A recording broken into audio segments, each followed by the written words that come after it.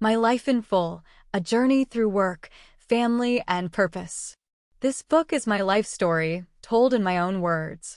It starts from my childhood home in Madras and goes all the way to the top of PepsiCo. It's about the challenges and rewards of striving for success while being a wife and a mother, and how important it is to find a purpose in your work.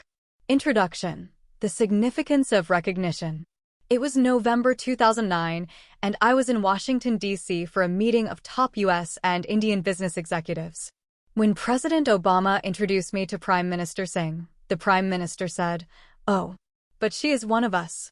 This was a significant moment for me because it made me realize how far I had come. It was then that I decided to write this book, not as a manual on work-life balance, but as a reflection of my life's journey. Part 1. Growing Up. Chapter 1. The Rosewood Swing and Thatha's Lessons. Our house, Lakshmi Nilayam, was built in 1939 by my grandfather in Madras.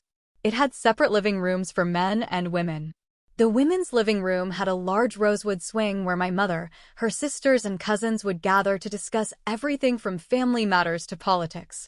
My grandfather, a retired district judge, was a huge influence on me. He would test my knowledge of vocabulary from the Oxford English Dictionary and had me read classic literature like Charles Dickens. Madras in the 1950s and 60s was a simple place. Our days revolved around school and studying. My mother managed the household finances meticulously and always made sure we had delicious home-cooked meals. Every evening, my sister Chandrika and I would sit with Ida and do our homework. He was very strict about our education and always expected us to be at the top of our class. My schooling began in 1958 at Holy Angels Convent, an all-girls Catholic school. My mother would also quiz us on general knowledge and reward us with squares of Cadbury chocolate. In 8th grade, I was selected to attend the United Schools Organization of India conference in New Delhi. This was a huge opportunity for me, and my family supported me wholeheartedly. Chapter 2. From Madras to Calcutta. Following in my sister's footsteps, I attended IIM Calcutta for my MBA in 1974. Calcutta was a bustling city, very different from Madras. I was one of only 6 women in my class, but I was excited to be there. The course was tough, with a strong focus on quantitative methods.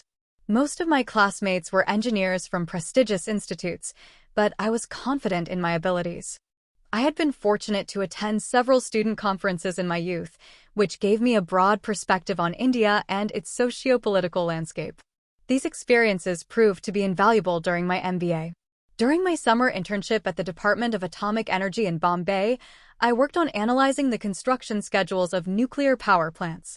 This experience provided me with valuable insights into the complexities of large-scale projects and the dynamics between developed and emerging markets.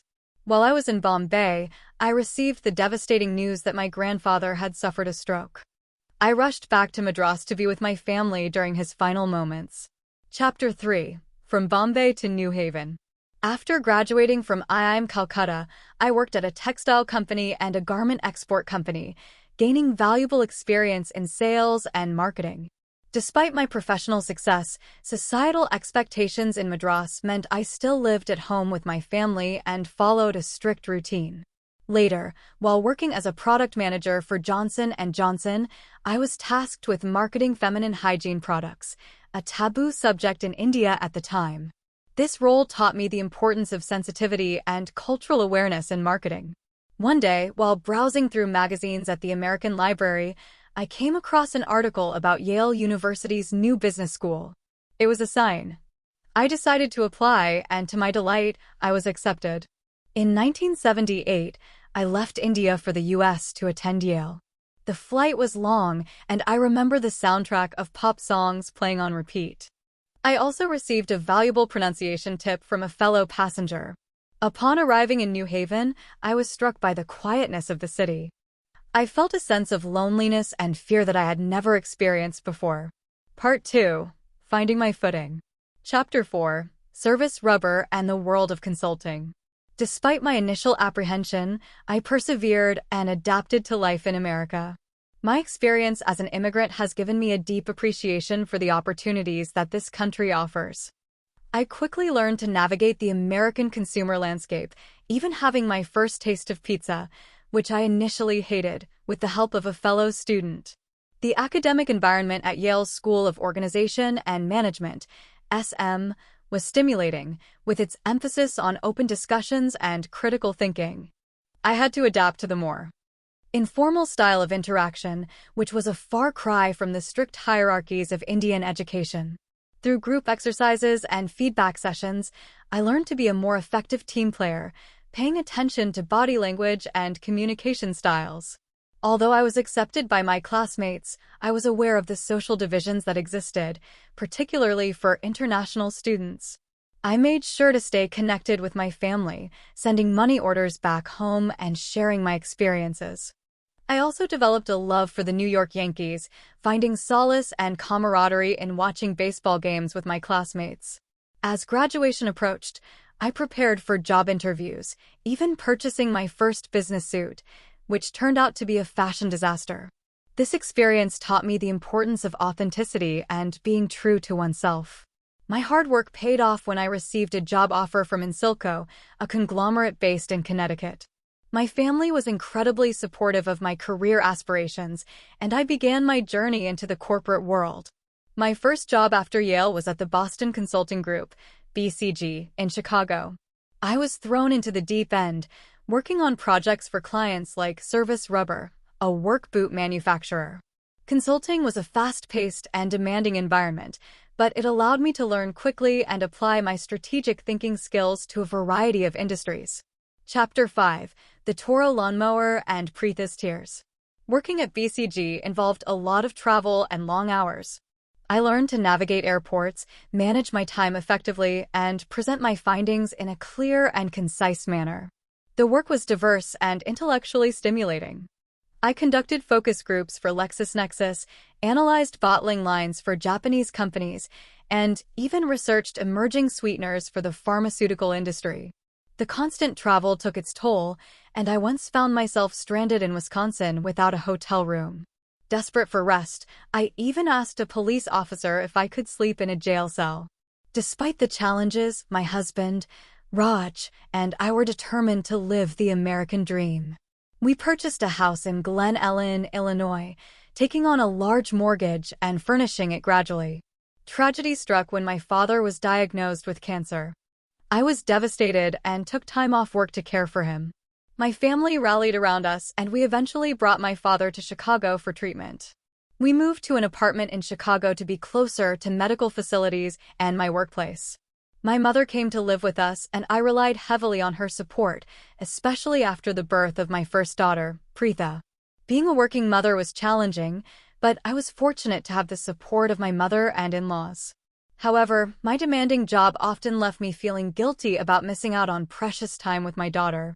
In 1986, I was involved in a serious car accident. The experience was traumatic, and I spent months recovering from my injuries. The accident made me realize the fragility of life and the importance of cherishing every moment. Chapter 6: ABB and the Phone That Never Rang. After recovering from the car accident, I resumed work at BCG, but I started to feel restless. I craved a new challenge and wanted to make a more direct impact on a company's strategy. That's when I received a call from Gerhard Schulmer, the CEO of Motorola's Automotive Electronics Division. Gerhard offered me a job as the division's Senior Vice President of Strategy. I was hesitant at first, knowing nothing about cars or electronics, but Gerhard's confidence in my abilities convinced me to accept the challenge. I immersed myself in the world of automotive electronics, attending classes at a community college to learn the technical aspects of the business. My determination and willingness to learn paid off as I successfully repositioned the division for growth. After 2 years at Motorola, I was approached by ABB, a Swiss-Swedish engineering conglomerate, to lead their strategy in the U.S. However, I declined the offer, unwilling to uproot my family. Gerhard, who had moved to ABB, asked me to help him find a replacement, specifically requesting someone like Indra Nooyi. This incident highlighted the value that my unique skills and perspective brought to the corporate world. I continued to work closely with Gerhard, supporting him in his efforts to integrate the newly acquired Combustion Engineering, a struggling American turbine manufacturer, into ABB's global operations. Despite the demands of my job, I was thrilled when I became pregnant with my second daughter, Tara. However, finding reliable childcare proved to be a constant struggle. We eventually moved to Greenwich, Connecticut, and hired a live-in nanny, hoping to create a more stable environment for our daughters. However, this arrangement was short-lived, and we continued to face the challenges of balancing work and family. To our dismay, we discovered that our daughter Preetha was being bullied at school and ignored by some of her teachers. This experience was heartbreaking and highlighted the importance of creating inclusive and supportive environments for children. Part 3. The PepsiCo Years. Chapter 7. From Malign to Purchase.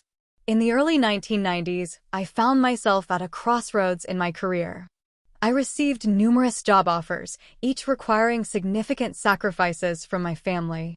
I struggled with the decision, wanting to advance professionally while also prioritizing my role as a mother. That's when I received a call from a recruiter at PepsiCo, offering me the position of Senior Vice President of Corporate Strategy and Planning. I was intrigued by the opportunity to mentor and develop young executives. After a series of interviews, I was impressed by the company's leadership and its commitment to talent development. Despite my initial reservations, I ultimately decided to join PepsiCo. In 1994, I started my journey at PepsiCo's world headquarters in Purchase, New York. The campus was an architectural marvel, with sprawling lawns, gardens, and a collection of modern sculptures. CEO Wayne Calloway was a quiet but determined leader, focused on hiring and developing talent. The executive ranks were entirely male, reflecting the prevailing corporate culture of the time. The expectation was that executives would be fully dedicated to their work, with minimal involvement in family matters. I was determined to succeed while also being a present and involved mother. One of my early assignments was to lead the strategic review of PepsiCo's restaurant division, which included brands like Pizza Hut, Taco Bell, and KFC. This brought me into direct contact with Roger Enrico, the division's head, a demanding and enigmatic leader. Roger's unconventional management style involved market tours and impromptu assessments. I had to learn to think on my feet and adapt to his expectations, even if it meant ranking restaurants on a makeshift scorecard. Through these experiences, I gained Roger's respect, and we developed a strong working relationship. Chapter 8. Leave that crown in the garage. Roger and I worked together to analyze the performance of PepsiCo's restaurant division, identifying the key drivers of success and the areas that needed improvement. Our findings led us to recommend spinning off the restaurants into a separate company. This was a bold and controversial move, but I was convinced that it was the right decision for PepsiCo's long-term growth. Despite the challenges and emotional toll of this decision, I learned to remain objective and focus on the strategic rationale. After the successful spin-off of the restaurants, I shifted my attention to PepsiCo's global beverage business. I led a comprehensive analysis of Coca-Cola's operations, seeking to understand their strengths and weaknesses. I pushed myself and my team to excel, often working long hours and sacrificing personal time. This dedication came at a cost, as I sometimes missed important family events. The demands of my job often left me feeling torn between my professional ambitions and my role as a mother. I tried to stay connected with my daughters through notes and gifts, but I knew that it was not a substitute for being physically present. Chapter 9. From Gatorade to the Decimal Point. In 2001, PepsiCo acquired the Quaker Oats Company for $13.4 billion. This was a significant milestone for the company, and I played a key role in the acquisition process. The deal was complex and required careful negotiation and due diligence. We faced intense scrutiny from regulators and shareholders, but we ultimately succeeded in securing the acquisition. Despite the professional triumph, I was reminded of the importance of my role as a wife and mother when my own mother sent me out to buy milk after I announced my promotion to president of PepsiCo. Under the leadership of CEO Steve Raymond, I focused on improving PepsiCo's operational efficiency. Steve challenged me to pay attention to the right side of the decimal point, emphasizing the importance of cost control and attention to detail. I took on a major logistics project for Frito-Lay, reevaluating the company's direct store delivery (DSD) system. This experience taught me the intricacies of supply chain management and the importance of optimizing every step of the process. Chapter 10: Future Back and the Power of Purpose. My career at PepsiCo continued to evolve, and I took on increasing responsibility. I led the company through a major IT system overhaul, spending countless hours studying and understanding the technical details before approving the expenditure. Throughout my journey, I remained mindful of the lessons I had learned from my family and my own experiences. I strive to create a more inclusive and supportive work environment at PepsiCo, recognizing the importance of diversity and work-life balance. In 2006, my husband, Raj, took time off work to care for his ailing father in India. I was grateful for his support and the understanding of my in-laws, who allowed me to focus on my work and my children during this difficult time. That same year, Steve Raymond announced his decision to step down as CEO. The board chose me as his successor, making me the first female CEO of PepsiCo. I was overwhelmed with emotion, realizing the weight of the responsibility I was about to assume. Chapter 11: The Weight of the Crown. My appointment as CEO was met with a mix of excitement and scrutiny. I was acutely aware of the pressure and expectations that came with being the first female CEO of a Fortune 500 company. The media attention was relentless, and I quickly learned to navigate the world of public relations and manage my own image. I assembled a strong team of advisors and support staff to help me manage the demands of the job. I also developed a rigorous process for preparing for meetings, speeches, and public appearances. I was determined to lead PepsiCo with a sense of purpose, focusing on sustainability, health and wellness, and diversity and inclusion. I believed that these initiatives were not only morally right, but also essential for the company's long-term success. I faced resistance from some within the company, but I persevered, using my platform to advocate for change within the industry and beyond. I tried to remain grounded, staying connected with my family and remembering the values that had shaped my life. I also made it a priority to engage with employees at all levels of the company, humanizing the role of CEO. I was touched by the outpouring of support I received from family, friends, and colleagues. I was particularly moved by the reactions of people in India, who saw my appointment as a symbol of progress and empowerment. Part 4: Looking Ahead. Chapter 12: Saying No and Finding My Own Rhythm. Stepping down as CEO after 12 years was a bittersweet moment. I was proud of what I had accomplished, but also eager to embrace a new chapter in my life. I set up an office with my husband and focused on prioritizing my time and energy. For the first time in decades, I had the freedom to choose how I spent my days. I was inundated with offers for board seats, speaking engagements, and advisory roles. However, I was determined to be selective, choosing only those opportunities that aligned with my passions and values. I spent time reflecting on my career, unpacking boxes of mementos, and rereading old speeches and letters. I acknowledged the challenges and frustrations I had faced, but I was ultimately grateful for the journey. Chapter 13: The Urgency of Now. Looking back on my career, I realized that the journey to the top was not without its obstacles. I encountered sexism, ageism, and cultural bias, but I refused to let these barriers define me. I believe that creating a more equitable and inclusive work environment requires a systemic shift in mindset and behavior. Companies need to invest in training and development programs that promote diversity and inclusion at all levels. I have continued to champion the importance of purpose-driven leadership, sharing my experiences and insights through teaching, speaking engagements, and mentoring. While I am grateful for the opportunities one have had, I am acutely aware of the challenges that many women and families face in balancing work and family responsibilities. Chapter 14: Moonshot for Our Collective Well-Being. I believe that achieving true work-life balance requires a societal shift in attitudes and policies. We need to create a more supportive and inclusive environment for working parents and caregivers. This includes expanding access to affordable, high-quality childcare, providing paid family leave, and promoting flexible work arrangements. I urge companies and governments to work together to create solutions that benefit everyone, recognizing that investing in families and caregivers is not only the right thing to do, but also makes good economic sense. Conclusion: keep on. In the final years of my career at PepsiCo and beyond, I have learned to embrace the power of purpose, both in my professional and personal life. I am driven by a desire to make a positive impact on the world, and I believe that everyone has the potential to do the same. Life is a journey, and it is important to cherish every moment, to learn from our experiences, and to never stop striving to make a difference. I am grateful for the love and support of my family and friends who have been my constant companions on this journey, and I look forward to the adventures that lie ahead.